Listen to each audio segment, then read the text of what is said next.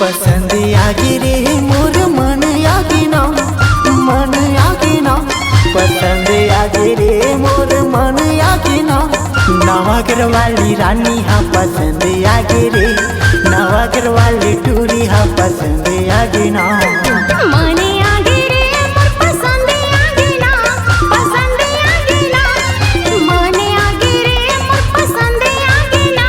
गुंजेरा के टूरा हाँ पसंद आगे रे, गुंजेरा के टूरा हाँ पसंद आगे ना।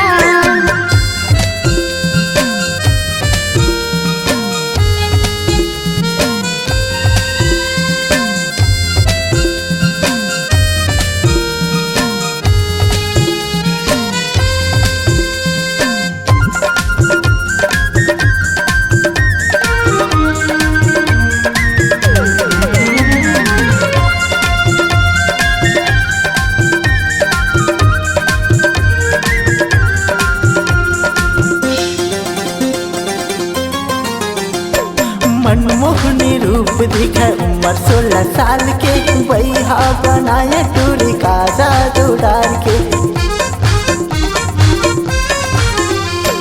मनमोहनी रूप दिखे उम्र 16 साल के, बैहा बनाए टूरी का जादू डाल के।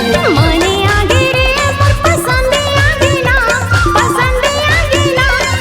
मने आगे रे मोर पसंद आगे ना। गुंजेरा के टूरा हाँ पसंद आगे रे, गुंजेरा के टूरा हाँ पसंद आगे ना।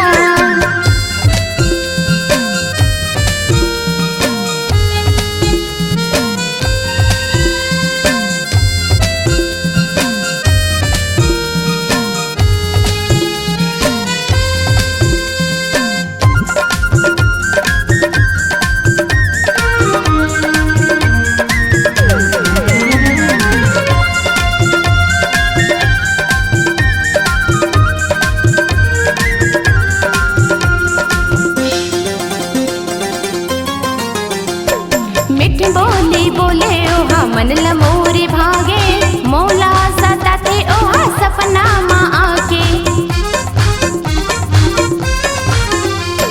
मिठ बोली बोले ओहा मन लमोरे भागे, मौला सताते ओहा सपना माँ आके। पसंद आगे रे मोर मन आगे ना, मन आगे ना।